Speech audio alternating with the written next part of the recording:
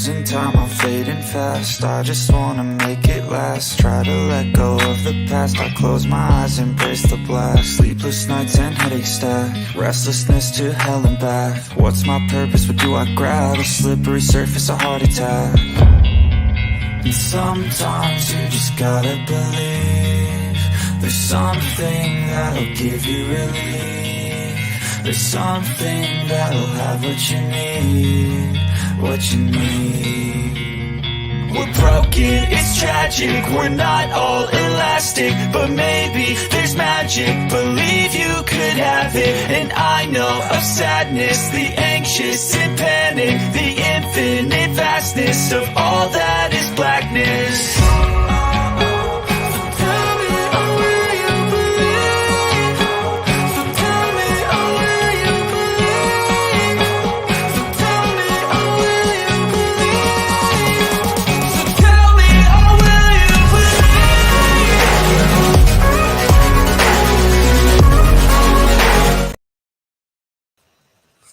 Hello and welcome to another episode of The Warrior Within, a New Journey. I'm your host, Jaime Bennett. We have a very special episode tonight for you all, but before I introduce the guest or talk about the guest, I must say that viewer discretion is advised. You all are, of course, allowed to make comments and you are allowed to ask questions, but please be sure to be kind in your comments and questions. I would really appreciate it. This guest is very, very inspiring. I'm very honored to have this guest on my program. Cosmos Creative Television is also honored to have this guest on our program. Chris Tomlinson is the guest, a very inspiring individual, and he's going to be talking about his story as well as inner strength and how he's been able to help others with his story. I am very honored to introduce Chris Tomlinson. Hello. Hello. Thank you so much for being on this show. I appreciate it. No problem. Thank you. You're welcome. So basically, for the people in the audience who has not heard of your story, has not, witnessed your story, because, there is a news broadcast about your story. Would you mind sharing your story with my audience members? Yeah, sure. So, in June of 1986, in Florida, I was outside playing, and I had snuck off into like a utility shed, I guess you can call it, and it's where like the hot water heater is, and you store your stuff. So I got in there, and my mom, she was watching to the window, and every parent knows that like a second is literally like plenty of time for kids to do anything. So I had gotten out of view for literally a split second, and when she looked back, she couldn't see me. So she came outside, tried to find me, and before she could find me, I had gotten into the utility room, and I'm curious about everything.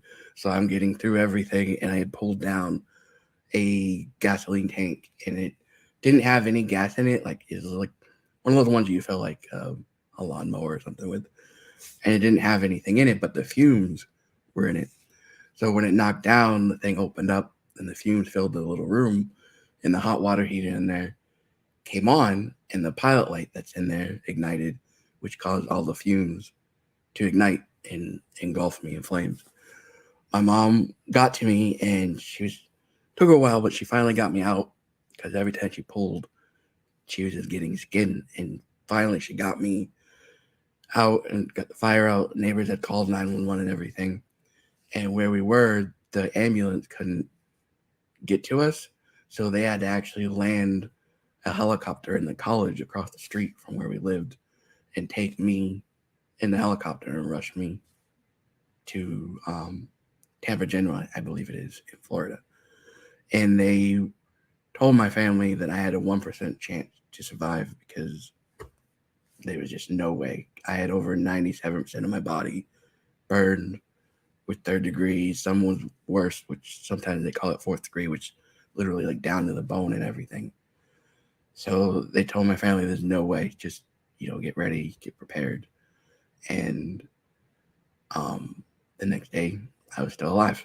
So they did what they could do, and miraculously, I survived. And that's the beginning of my story. That's the gif of why I look the way I am, or why my story is the way it is. Well, thank goodness that you're still here with us. I, Thank goodness for that. Wow, what an incredible story. Like I don't even want to imagine what you've been through. I know that I had watched I believe the news cast of your story, and how many surgeries you have been through. Gosh, I wouldn't even want to imagine that. yeah, yeah. I've been through. I believe it was. I believe it was 13 when I asked my mom, and at 13 she said she lost count around 200, and I didn't stop getting surgeries until I was 19. So yeah. Oh my goodness. That's incredible.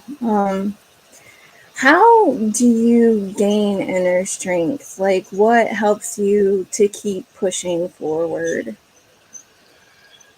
There's a few things. One of the things is my family. I have a really good, loving family.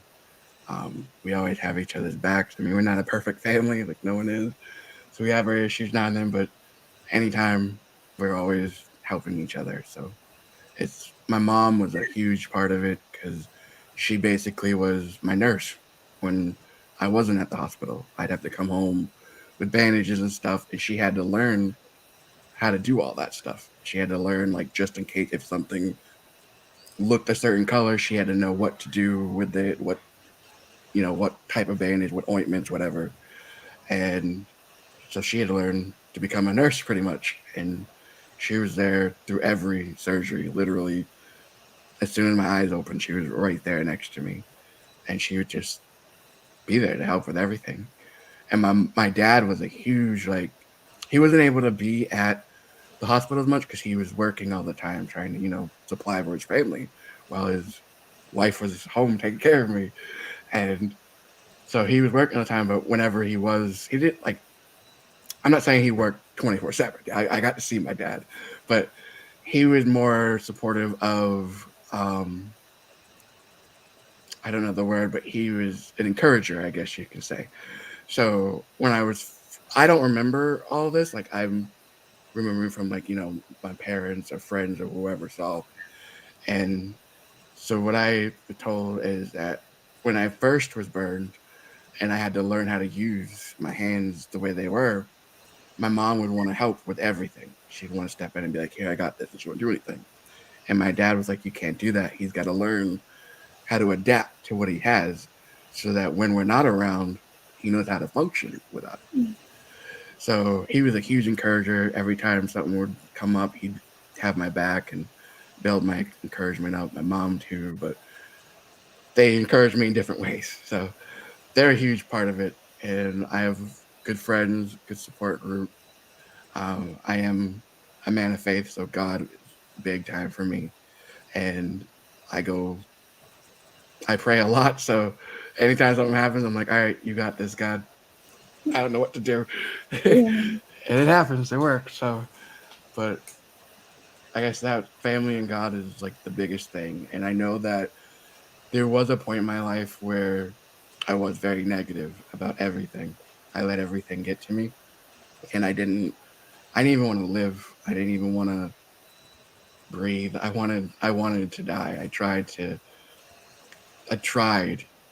commit suicide a few times, but I never was able to go through. Either I couldn't do it or people were there to stop me. But I was so negative and just so dark. And then just one day I just told myself, you got to stop, man. This Nothing's going to improve when you focus on just the negativity, because when you focus on negativity, you're just going to produce more negativity. So I was like, you got to start looking at things positive and just look at life around you. Like, yeah, rough things going on, but really look at what's going on. And it helps. There's things when we're going through things, it's like we have blindfolds on and we can't see all the good that's actually happening while bad things are happening. And I have to remind myself to step back and just look for the good in everything. Yeah, that's about all we can do, really. Like, I've been through times in my life where I was kind of in the darkness and just had no hope. But you surround yourself with your friends and family and your warriors. They're your warriors, and Yeah. they help you get through it, and that's very, very important. I'm going to ask the audience if any of you have any questions. Please be kind, but you are more than welcome to ask Chris or myself any questions, and we will try to answer them the best way that we can. Just put it in the comments. Um, how do you use social media to help others? Because I really appreciate that you do that. Yeah, so I use my documentary, or I use the different interviews I've had throughout my life, and I like try to share it with people on my Facebook or YouTube or Instagram. Um, I got into TikTok somehow. My channel blew up, even though I'm not a dancer or anything, but people just liked hearing me talk for some reason. So my like within I think within like two no about a month and a half, it blew up to like 50,000 followers, and I was like, I don't know what to do with this. So I would just That's go in there and just talk and just try to help people and encourage people, because I know that when I go through things, it helps when someone can come up and just be like, hey, I know you're going through, or even if they don't come up and say, I know what you're going through, but they're just like, they give you an encouragement word. Even if it doesn't have to do with what you're going through, somehow it still helps you and encourages you to look at the circumstances and get through it or something.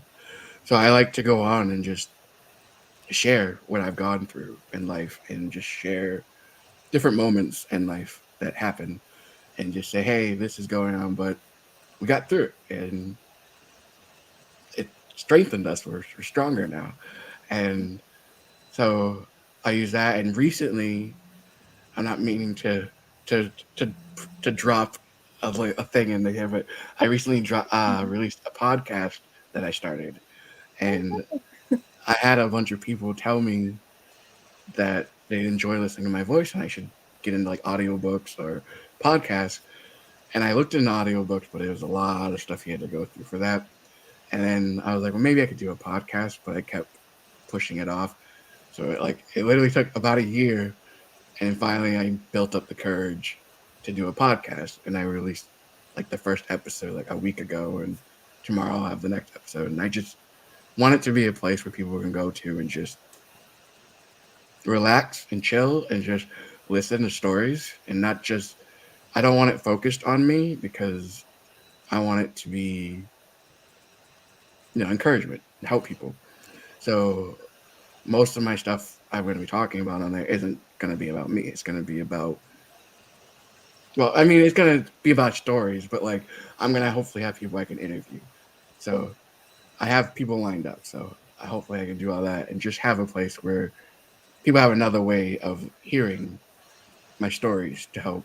Because that's all I want to do is help people. I want to know that, I want to be able to know that once I am at this point in my life where I look back on my life, I want to know that I've helped people. I don't care. I don't care about getting money. I don't care about being famous. I just want to know that my story was used to help someone else. And then their story, they shared to someone else, and it just kept going and going. And people just were encouraged and have hope. So those are the ways I share. It's just the stories and videos on all the social stuff. And I had was scared to talk to people before, and I was like, well, I'm never gonna go out in public and talk to people because I'm too scared of this. So I was like, well, let's just do it on social media, because social media, I can't really see you guys, so it's just pretending like I'm just hanging out talking to myself or a friend. So it's just like I could do that. So I was like, I could share this stuff, no problem. Yeah, I can understand that. I totally can relate. Like, like I was telling you in the green room before we even started this broadcast, I'm nervous every single time I do an interview, and I am who I am, and I'm just a bundle of nerves all the time. Um, my bosses at my day job just kind of laugh about that. They're like, you would never notice. And I was like, oh, trust me. It takes me a lot to be in front of people and to talk to people. I'm just a nervous person. I think MM had asked you a question, and you pretty well already answered it. She was asking if you could tell us more about your podcast. Oh yeah. So I guess I will turn around and ask where we can find your podcast. Oh yeah. So I have my own website. It's www.teatimewchris and wchris.com. And then you just go there, and I have a newsletter I put out every week. And then there's a link that it says podcast, and you can go there. You can either listen to it on the website itself, but it's also literally on anything else. You can listen, like it's on Spotify, Apple Music, Google Podcasts, Amazon Music, everything. You just type in Tea Time with Chris, and it should come up.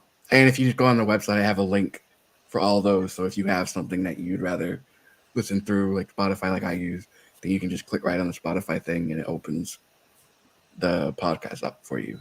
And then if you just follow it or whatever, it should automatically tell you every week. I hope to do release one every week, every Monday. So That would be great. That would be great. I think you do have a radio voice. I come from a radio background. I've not always hosted shows like in this format. I like you. I'm like, I can't see the audience. I'm gonna do radio, just radio. Right. I don't want to be in front of a camera, so I can totally relate to that. What has been the highlight of helping people through social media? Like, is there a profound moment that has happened in your life? Yeah, there's been a few. I've had people email me that I've never met, and I still to this day have never met, but I've had people email me and tell me that they ran across either my video or someone shared a post from my Facebook or whatever, and they ran across it, and it stopped them from committing suicide. And that was a big deal to me, because I don't know how my story is affecting people unless they tell me. But sometimes I'll be sitting there and I'm like, man, am I doing enough? Are people hearing this? Or am I really helping people? And then I'll randomly get an email or a Facebook message from someone I've never met, and they're like, hey, you've stopped me from trying to commit suicide, or you helped me. I remember one lady, she's going through cancer treatments, and she just hated life, and she just hated going through all that. And she said, I heard your story, and it just inspired me and it gave me strength to keep going for treatments and everything. And I was blown away by that, because I don't know what it's like to go through cancer and all that. I don't even want to imagine what that's like. And that's something that I always tell myself, is that, yeah, what I went through may have been horrible, but there's always people out there who've gone through worse, or something that I have no idea what it's like. And so I always try to approach people that way, of like knowing, like, I don't know what they're going through. So don't jump at them. Don't judge them or anything. Like, just understand that they could be going through anything, and just listen. So I just like hearing when people that I don't know, or even people that know me, will send me a message and be like, hey, I saw this and it really helped me, Chris. And that's the biggest thing to me, is just knowing that I've helped someone just to keep going, to not end, and just keep going. So yeah, that's really important. I think that it's important that you've taken something horrible that has happened to you in your life and turned it into something beautiful. Like, tragedy could become something beautiful. And what I mean by that is, you have the ability to let people realize that they are not alone, that they're not facing these traumatic situations or these situations in life alone, that they have somebody that they can always talk to, and that they have somebody who's going through something similar if not worse, than themselves. Right. And the other thing I got through it is I've been able to meet other burn survivors. Because growing up, the only burn survivors I knew would be like a random kid at the hospital that'd be like my roommate or whatever. And that's the only time I knew them was while I was in the hospital. So I didn't know anybody else outside while I was growing up pretty much my whole life. I didn't know anybody else like me. So I felt alone a lot of times because I was like, I don't see nobody else like me. And then when I started sharing it, I had people reach out to me that are other burn survivors, and they're like, "Hey, we see you. Let's connect and stuff." And I'm like, "Wow, I got that connection now with people who know exactly what it's like to go through what I'm going through, and it's awesome to meet people like that." Yeah, it's very important. MM's asking, can you tell us what happened with Reddit when you posted and people stepped up to help? Oh yeah, that was a while ago. So there was a moment in our life where we were homeless and we had nowhere to go, and we had to go into a shelter. And while we were there, there was Reddit has this section called, I hope I get this right, AMA, I think it's called AMA, and it's like Ask Me Anything. And people would just go on and they take a picture holding a piece of paper, whatever, with your Reddit name, so they know that it's you. And then you just leave it open, people to answer or ask you anything, you just answer it. So I didn't expect it. It was just sitting bored one day in the shelter because we had to stay in this room. And I was like, okay. So I just was like, I'm bored. I'll do this and just interact with people. And yeah, it went nuts. I had a lot of people comment and ask me stuff, and I answered. And they, I didn't share I was homeless at first, and then they found out. And then people were like, can we help you? And I couldn't take what do you call it? I couldn't take direct donations because of being in a shelter. They were very strict about your income, so I had to be careful with what I used. So I used the money to go towards um, paying the first Latin security for a place, because in Massachusetts, where we lived at that time, they want everything when you move somewhere.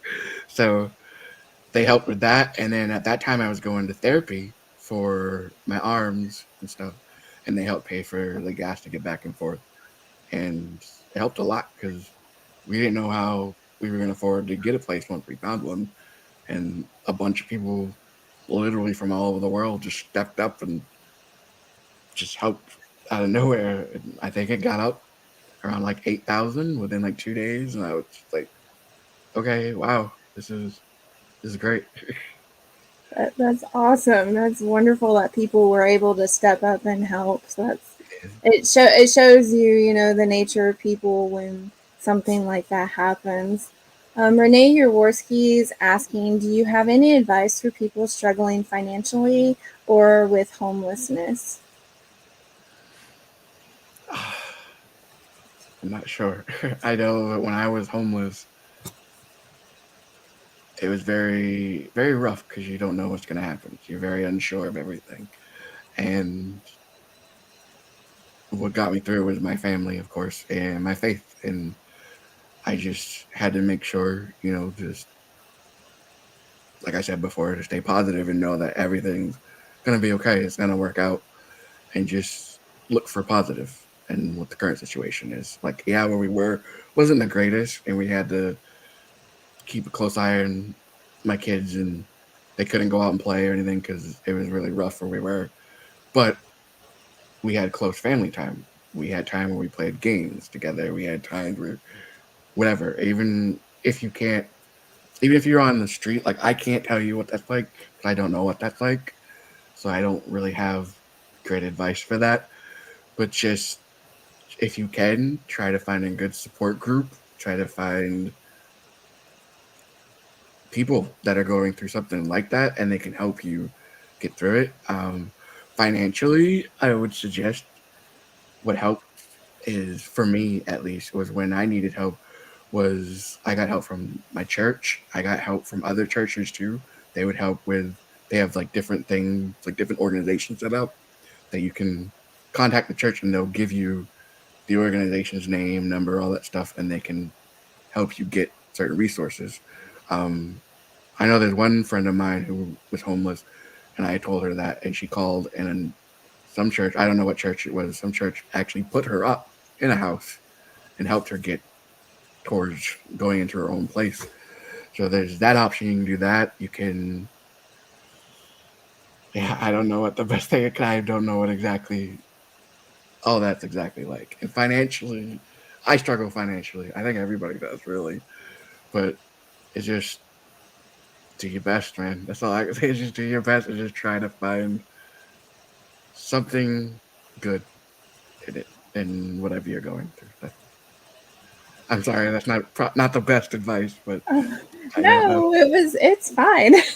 I think that's good advice. My aunt always said it was mind over matter, like just everything's mind over matter, and I take that advice to heart.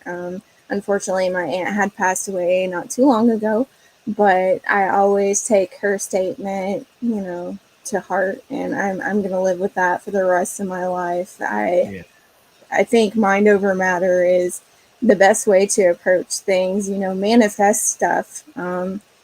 Just put your best foot forward. yeah, That's usually what I say. yeah.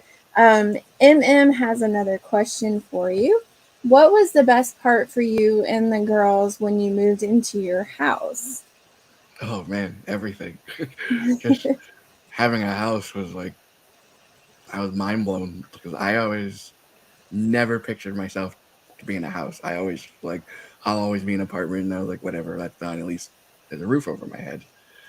And when we got the house, I was speechless. I didn't know what to say because we had been it had just been me and my girls up and down the East Coast for like over 7 years trying to just stay at a place, and then it never worked out. So then when we walked in the house, and I was like, "All right, girls, 3 bedrooms, pick your rooms. Just go and pick your rooms." And I was just so happy to know that my girls had their own rooms. Like they'd never had their own rooms their entire life, even before we were homeless and stuff. They had to share a room, and I had promised them that one day I would give them a house with bedrooms. Even though subconsciously I was like, I would never have a house. But I was like, there's hope. I gotta hold on to this hope. And I just just having our room. Just being in our own beds that we could just go in. I had my own bed for once. I haven't slept in a bed for so long. So when they brought in my bed and I looked at it, I was like, thank God. I lay in this bed and not a couch or something. And my girls I just loved watching them, just seeing how happy they were to just know that we were all together and we finally made it. We finally got here to our own home and just it could just be us. We could just do whatever. That's got to be an incredible feeling. I know that feeling. Me and my husband, I have 3 kids that live with us, and we were in a very small apartment, and they didn't have their own bedrooms. And like when we moved to our house and we were able to finally get a stable home, and my daughter got her bedroom, like she picked out the color for her bedroom, like she was so excited. She says, my only thing that I want when we move is a cat and a bedroom of my own. And I was like, well, honey, I think that I think that's, reasonable. That's Yeah. definitely reasonable. That's got to be an incredible feeling. Mm. Like that's so wonderful. Renee says that hope is such an important emotion, and that it is for sure. And then Brittany says you kept hope alive, and how amazing that is. Most Yeah. definitely. It looks like MM's asking lots of great questions here. How is your health going right now? Right now it's going good. I was going through some trouble a few months ago. I had a really bad infection in my leg and I, being stubborn, I thought I could take care of it myself because I was so used to it. And it got worse, really worse. And it started spreading throughout my leg and then to my other leg. And then my entire body just swelled up where I couldn't move. I was having trouble breathing. Like, it was horrible, so bad. And finally, I was like, I need to go get this taken care of. I went to the doctor, and my doctor was like, yes, you need to go to wound care. It's badly infected. So they put me on antibiotics, went to wound care, started taking care of it. After, I think, like 2 weeks or so, I started seeing my body. I was starting to get my energy back, and my swelling was going down. And I was able to start moving again. And then the wounds were getting better. And then finally, like, I still got the wounds now, but they're not as bad at all. Like, they're healing. And my doctor thinks I only have maybe 2 more weeks left to go. I only go once a week, so he says only 2 more visits and I should be good to go. But after all that got taken care of and the infection got out of me, I was like, oh man, I feel like a new person because I could get up and walk from room. I was using my wheelchair to literally go from one room to the other, and it's like just a room right next to my room, but I couldn't move. I couldn't even turn my body because I was so swollen. And when it got out of me and I was moving, I was like, oh, this feels awesome. I was just walking from room to room just because I could. And my kids were like, Dad's feeling better. I was like, yep. And they knew I was because one of the things with my body is because of the burns, I don't have the pores like everybody else is. So I get hot all the time. Like, I am hot 24/7. So my AC's got to be on all the time, which isn't good for the electric bill, but whatever. It's got to be done.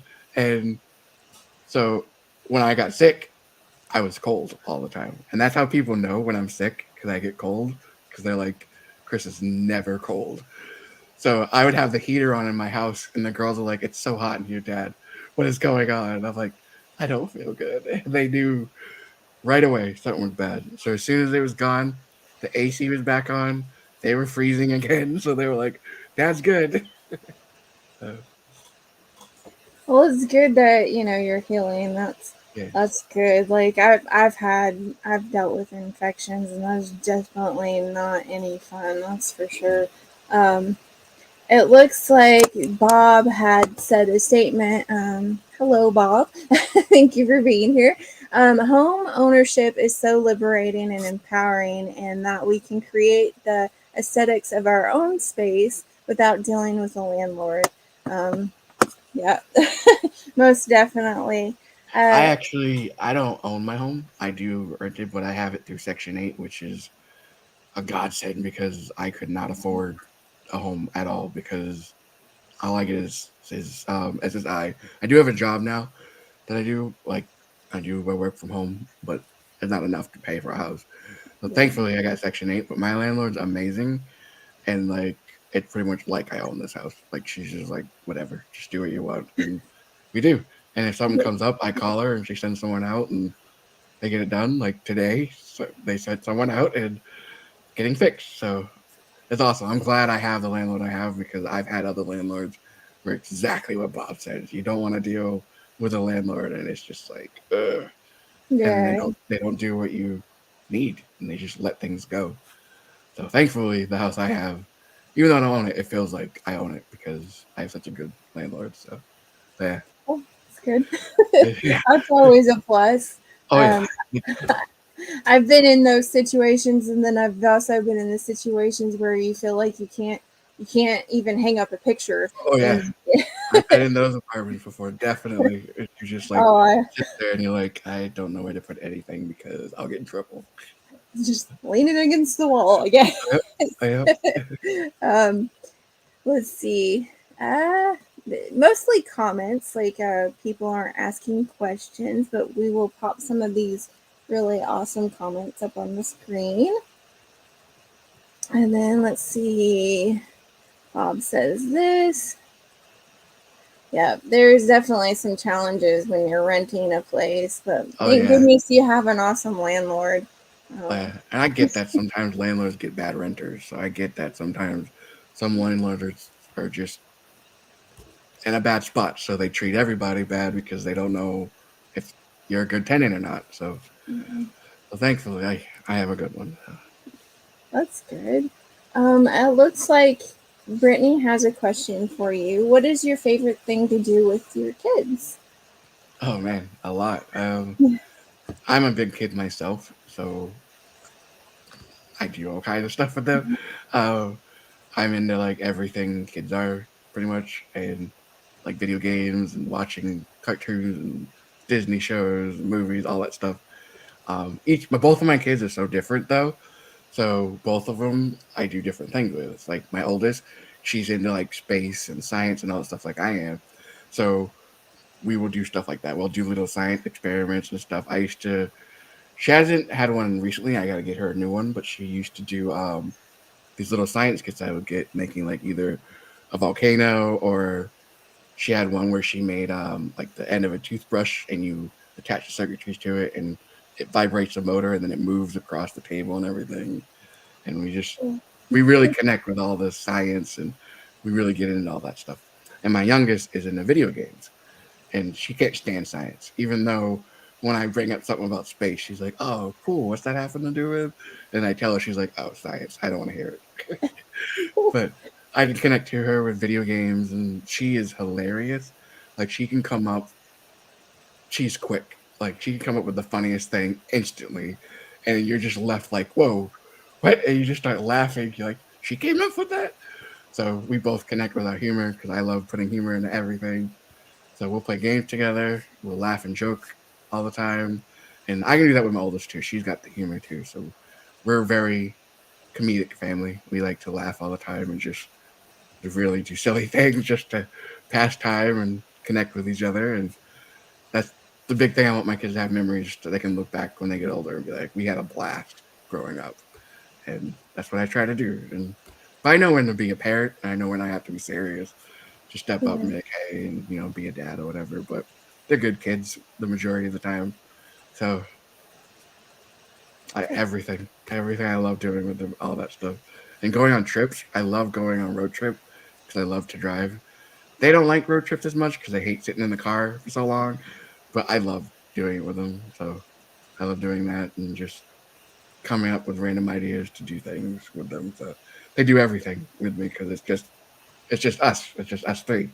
They're like, all right, so we got to do this today, and they're my sidekicks. They know exactly what to do and kick into gear, and we just do it. We conquer everything that comes. So we're a good team. It's good that you have that kind of relationship with your kids. That's really, really important. And Oh yeah, laughter is the best medicine. I think yeah, that, you gotta have laughter in your oh, life. yes. Big time. MM says, do you like your prosthetics or prefer not using them? I like it, but I'm so used to not having them that the majority of the time I don't use them because I'm used to it. So like I have that hand that you see over there. I got that last year, I believe it was. Yeah, and it's been 36 years. I've not had a two hands, so it's like sometimes I can do things better without it.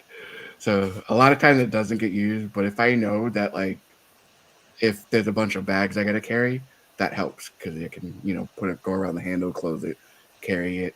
I'm trying. It's taking me forever. I'm trying to learn the guitar, and that would be what I would use to strum the guitar. But we're trying to figure out a way that I can do it because I'm not going to be able to hold it like a regular guitarist. But I think what I'm going to have to do is go by inspiration of I can't remember his name right now, but he was a guitarist and he was blind and he would play the guitar on his like on a table or either in his lap like in front of you like this. So I'm thinking I could start doing that. So I'm slowly, very slowly learning the guitar with it because I'm very impatient with it. So I get frustrated because I'm so used to without it. And then I start having these thoughts of like, oh, I got this hand, so I can do this. And then it doesn't happen. So then I'm like, no, I'm better without it. I don't want to do that no more. So, but it's usually what I need. And it looks cool because it's a robotic hand. How cool is that? So, Yeah, that's pretty cool. yeah. I think MM was saying something about that earlier. She's like, Chris is so cool because he's got a hand just, sitting back there hanging out on the desk. Well, well, She also said that she has another friend who's the same. He spent his life adapting, and it frustrates him to relearn things with prosthetics. And I've Yep. heard that from numerous people who have had to have prosthetics. Like they prefer not to use them because they get used to not using them. Right. What process do you have to go through to get a prosthetic? So with that one, it was kind of it was very new. Like I didn't know anything about it, and I had gotten into trying to get a prosthetic years ago. I mean, years ago, and my therapist actually it was during that time I was homeless when the people helped with the paying gas to get to therapy. I was going to therapy, yeah, to train my arm to get used to using the prosthetic. So my therapist was trying to do everything she could with all the medical insurance, try to word things correctly so they can accept it or whatever. But eventually they just dropped it and said he doesn't need it. He's been without it for so long. It's not medically needed. So my insurance wouldn't cover it. They gave me a hook, like a thing to put over it with a hook. And when I push my arm out, it opens the hook, and then when I close it, and it didn't help at all because it gets in the way. But I mean, I know there's people out there use those and it helps them, but for me, it didn't. It just was worse for me, so I never used it. So I just gave up on trying to get one. So then last year, I got interviewed by Special Book by Special Kids on YouTube, and they did a GoFundMe, and it raised a lot of money. And a friend of mine had told me before that happened. A friend of mine said you should look into like 3D printing a hand. And I love technology. Like I have the mind for technology. Like I can build computers, everything. I love technology. So I was like, that'd be awesome if I could afford a 3D printer and 3D print my hand. But then I was like, that's very expensive. That's very expensive, and I don't have the knowledge for all that. So I was like, I'll look into prosthetic places. So I started researching them, and a lot of them were expensive. Like I mean, like I don't know how people can even put that price and expect people to get these things. But so I was like, this is way too expensive. So then there was finally one company I got on, and I don't want to get their name wrong because I went through so many of them. Oh man, uh, yeah. Anyway, I'll it'll pop in my head later. So I found them, and it was a lot more affordable. And I talked to Chris, he runs the Special Book by Special Kids. I talked to him. I was like, hey, is there any way we could use some of that money to help pay for this prosthetic? And he said, absolutely. That's what it's there for, to help you. So I told the people, I contacted the company, and I told them, hey, I told them my whole story, told them what's going on. I was like, is there any way that I was like, I can't pay for it, but I have someone else, can help pay for it. So they said, absolutely. They said, but also we want to tell you that we have sponsors that are willing to help pay for half of it as well. So it's like, okay, well, if they're willing to, that'd be awesome. So like, okay, like we can't guarantee it, but we have sometimes. So I was like, okay. So then like literally the next day they emailed me, said, we got a sponsor. They're gonna cover half of it. If you can just cover 4,000, you're good. You're good to go. So I told Chris, and he said, yep, we got that. Sent it in. And so they got a hold of me, said, all right, you got that down. We got that down. They send you a kit. They come to your house. Well, they don't come to your house, but FedEx drops off a blue box with their logo on everything on it. And you open it up, and it's got like an iPad in it. And there's like a scanner attached to it. And it's got a program on it. And you just basically just push scan. And my daughter, it was funny. We had to clear out my whole room. I had to lay in the middle of the floor. And my daughter's holding it and like going around my arm as I'm holding my arms up in the air. And we're laughing as we're doing it and everything. So finally we get it, and it looked awesome on the screen. It showed my whole arm, my hand. That's cool. So I send it back to them, and then they give you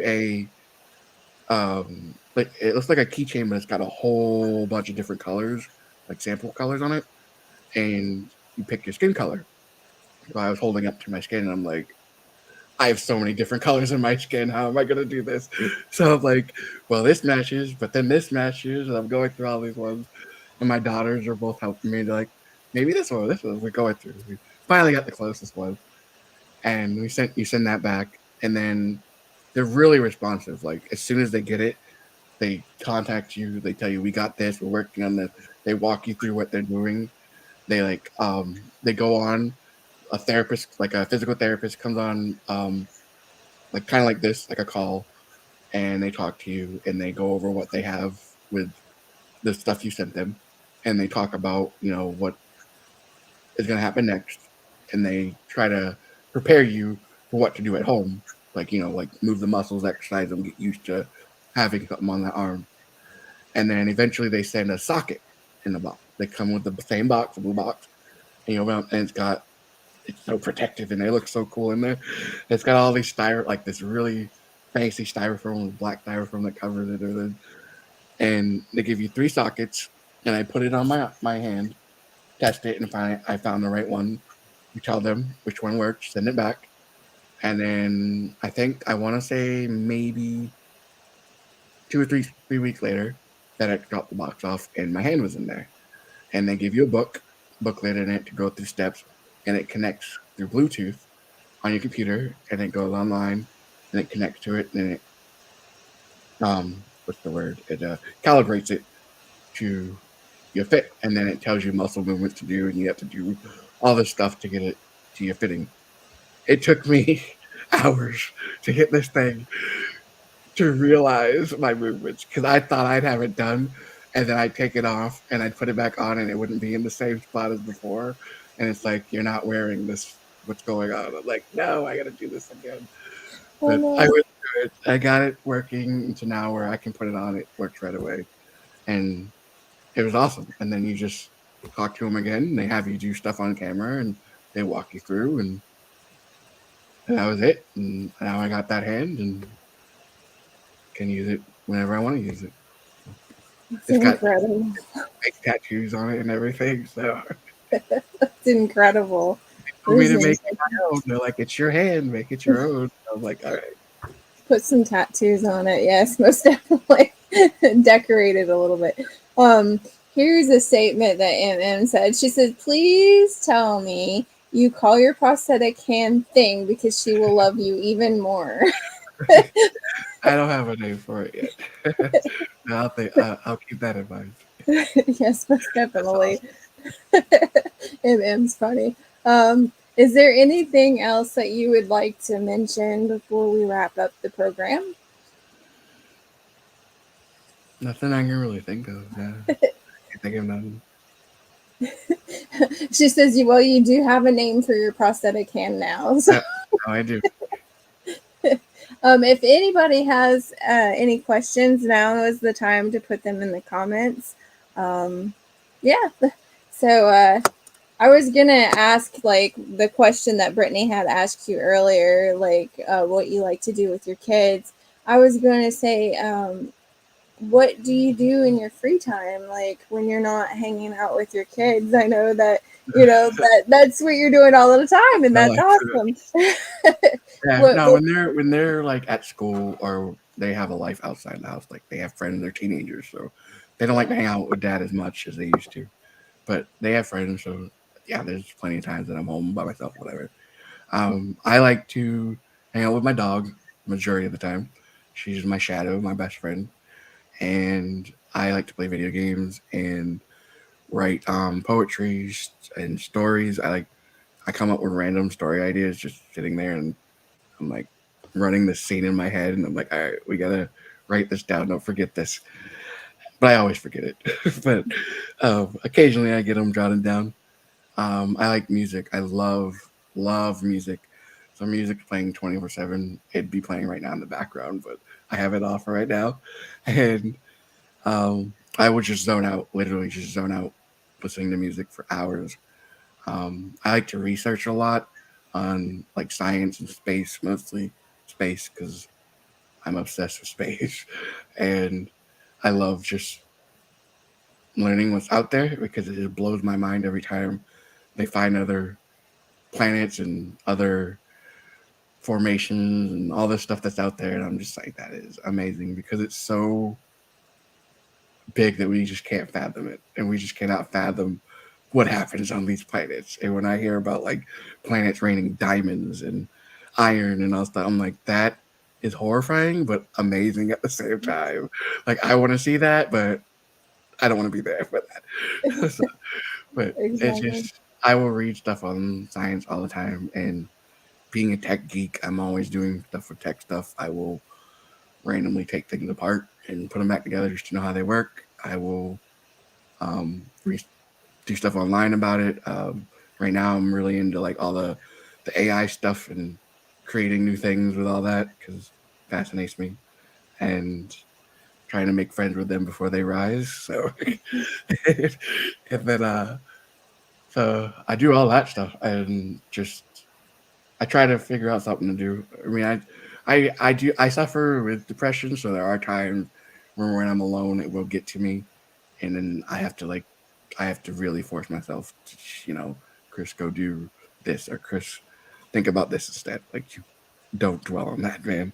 And times I break down and cry because I'm just like I can't deal with it, and just start crying because past memories or just being lonely or whatever. But I I'm better at that now because I'm very used to it now. Because after you've been alone for a while, you get very used to it.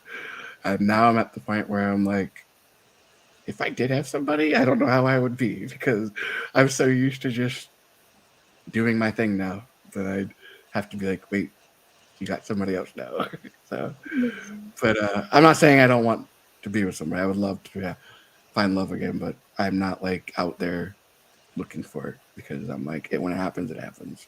But Yeah, that's it'll find you when you least expect it. I yeah, used to be really, really depressed and lonely myself, and then, met my husband when I least expected it, and that's the awesome. rest is history, I guess you would I, say. it took me a while to get to that point though, because I really struggled being alone. I Yeah. really, really did. But I think everybody does though. I think everybody, if you don't have somebody with you, you're gonna. It's part of life. Like humans are meant to be with people. We're meant to Mhm. be to have people to talk to. We're social. We're a social species. We need that. Like a baby doesn't live unless they're touching their mother. Like they Yeah. have to have that. We have to have that connection with people. So it's normal to feel lonely, I guess, but I don't let it get it to me. I try not to. So That's good at least. And I mean, I think that to me, like the soul is the most important part. That's like the beautiful part to me. Like I see a person's soul before I see that their outer appearance. That's just right, how I am. That's how I've always been, and that's how I teach my kids to be. Like my right, daughter doesn't see people for the way that they look. She just appreciates the soul that's in the exactly, human. exactly. That's my kids. Thankfully, are kind of like that too. Like they don't look at people by their appearance. They like to look at people how they act and how they are, and just accept people. That's what I try to do. I accept everybody no matter what. So That's a good way to be. And I appreciate that you try to help other people through social media and through your story. I mean, you have a very inspiring story and a very beautiful soul. Um, thank you. you're very welcome. MM says, is there a way people can help you if they would like to help you? Like, I was going to ask that myself if people wanted to send you gifts, or if they wanted to help you in any way. Is there a way that they can do that? Yeah, but I don't really like. I don't like taking things from people. I have so bad at that. Like I have people tell me like, Chris, people want to help, let them help, and they're like, you're too stubborn. Let people help. But yeah, I mean, I have a PayPal. People can do that. Or my biggest thing right now is my podcast thing. Is it does cost me money. It does cost to my website costs money. It costs money to host it. It costs money to have the name. It costs money for the software I use. It costs money, and I'm using what I get from work to cover that. And I've had people tell me to do a Patreon, but I don't want my podcast to become a job, become money. You know what I mean? Like, I want it to be more like just a hobby, something fun to do that helps people. But I know I do have a donate thing on my website that links to my PayPal. and I have it. I want to just use whatever given through there to go towards my podcast. Because if I had, not a lot of money. If I had like $100 a month, I'd be all set. I wouldn't have to worry about the cost of everything in my podcast to keep it going. Yeah. But other than that, prayers would be very appreciated. Prayers are always appreciated and helpful, that's for sure. Well, thank you so much for being on this program. I really appreciate you being a guest, and you're so inspiring, and thank you so much for answering the audience's questions. We appreciate it. And that's pretty much it. There you have Chris Tomlinson with his inspiring story, and just very, very inspiring, and I really appreciate that you've been a guest on my show. Thank you. So until next time, I have to say to my audience, love, hugs, and blessings.